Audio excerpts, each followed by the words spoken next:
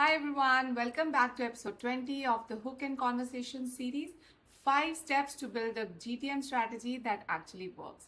So, if you are a product owner or if you are planning to launch a product or a startup or entering into a new market, this episode is for you. You might have a great product, but if people don't like to use it or trust it, then your product is not going to grow. And you know that. So, that is where your go to market strategy comes in. There are scenarios, or sometimes even based on my personal experience, what I have noticed is that many companies, they think that just scheduling and creating a few social media posts and some content around the product is sufficient. No, that's not a strategy, that's only a guess. So today I am going to share 5 must-have steps to build a great GTM strategy that works, and I'll also tell that how you can implement those in your strategy. Right, so let's dive in to know more. Let's begin with step 1. It's know your target audience. You can't sell to everyone. It's a misconception when we say that my product is for everyone. No, there is always a defined ICP for your product or business, right? So get really clear on who you are and who your product is for. So now how to do this thing, how you'll come to know that who is your audience over here. Now, first step, talk to real users, run interviews or surveys. Simple? No, it's not at all. It's very difficult to grab the attention of strangers. Whether you are going on a channel online, whether you are reaching out to people on the events, it's very difficult to grab the attention. So now I will tell you that how you can do that, right? So the first and foremost step here is start with the problem you are actually solving. Before finding users, do define that what problem your product is solving. Who feels this pain most often? Who's already searching for the solutions?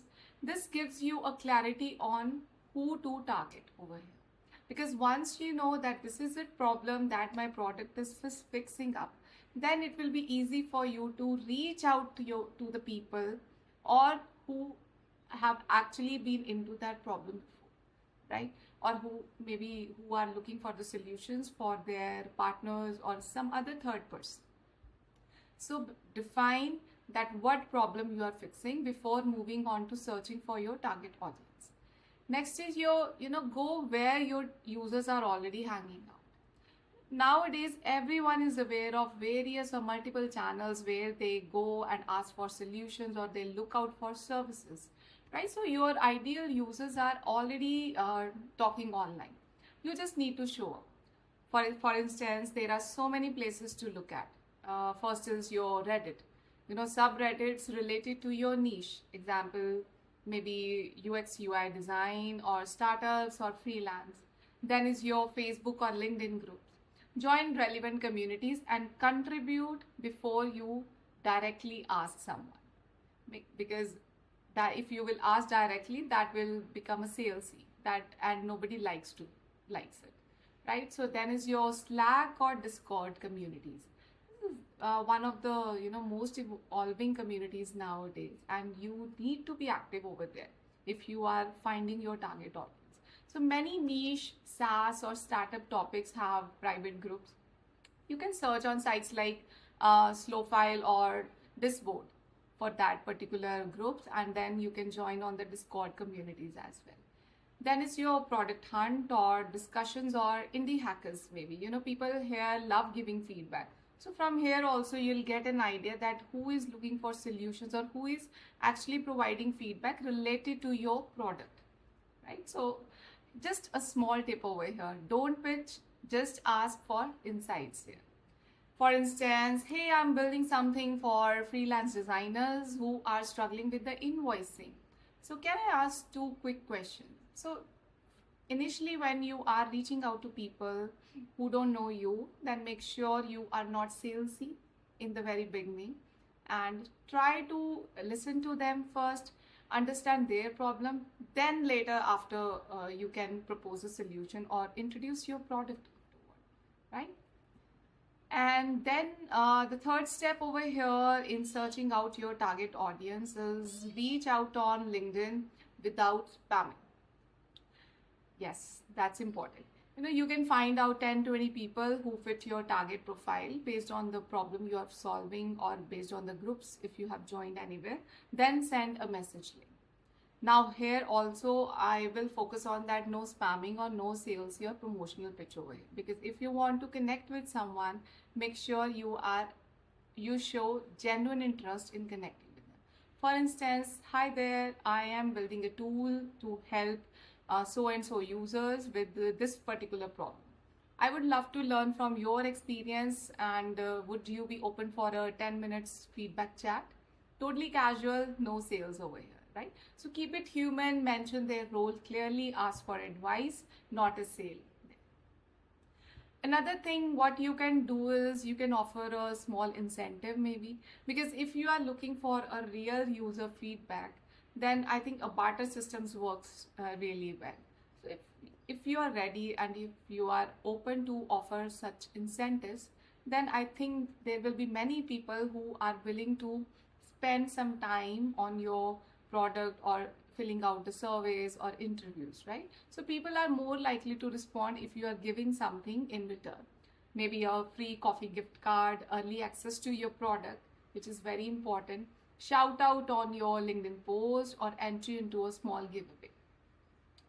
Then is your, create a type form or Google form. Always be ready with such forms, because if live calls feel hard to get at first, create a 1-minute survey with focused questions. Then share it maybe on LinkedIn as a post or asking for feedbacks, or in niche forums or in groups with your network. Ask friends to pass it on further. Right? So, and lastly, last but not the least, is to use your existing connections. Even if your network isn't your target audience or your exact user, but maybe someone they know might be, so message them that, do you know anyone who runs a small e-commerce store? I would love to talk to a few folks for some early feedbacks on this so and so product or software, right? So check your competitors' review, see what people love and hate. After that, build a simple user persona, age, role, goals, pain points, etc.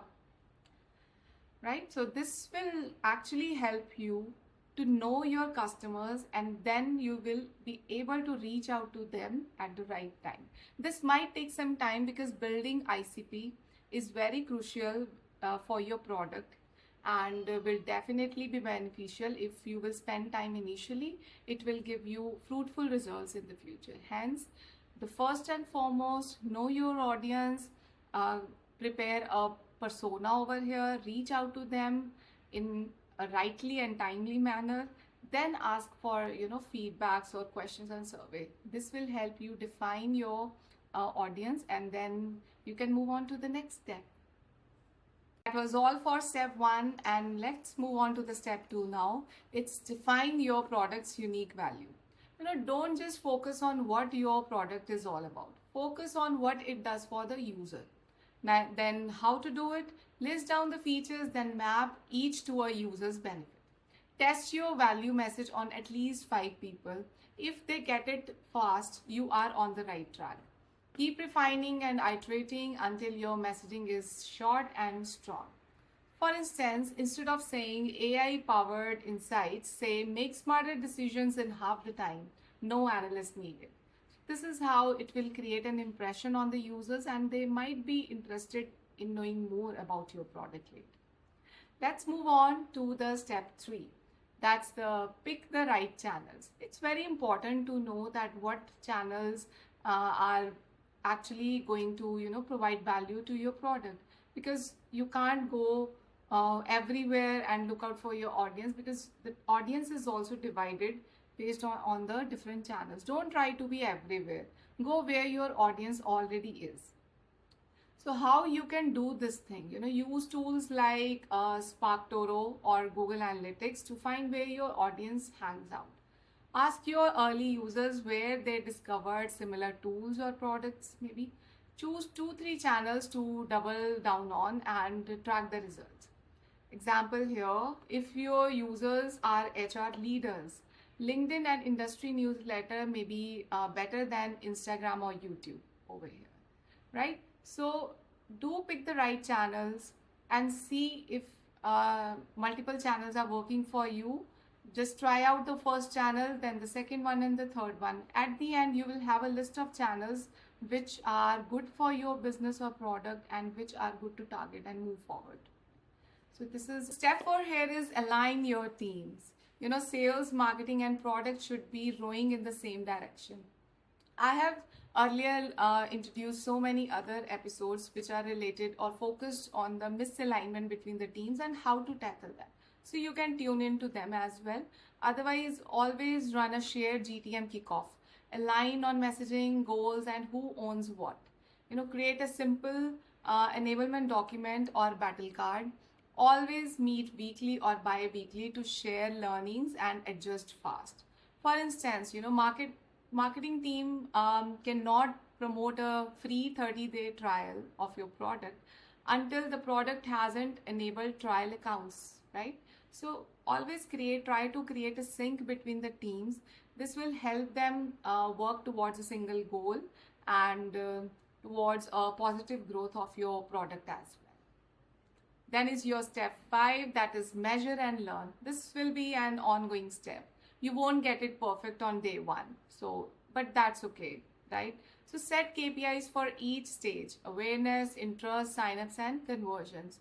Always use tools like Mixpanel, Hotjar, or even just Google Sheets to manage or share the progress, right? Run quick feedback loops. Ask what's working and what's not, so that you know that where is the gap, fill it in, and then move further. It's just like, agile methodology. So keep iterating, refining, collecting the feedbacks and refining. Iteration is important over here. So example, if people click but don't sign up, maybe your offer is unclear. Change it, test it again, and keep improving. Final thought here, your GTM plan is your game plan. It's how you take your product to the people. It helps you focus your time, money, and energy where it matters. Skip it and you will waste all 3. That was it for episode 20 today of the Hook in Conversation series. Want help in building a GTM strategy that fits your product and audience? Then you can DM me, or you can also email me at tandeep@salesops360.com. I am here to help. Thanks for tuning in again. See you in next episode. Simple steps to scale your sales team. See ya.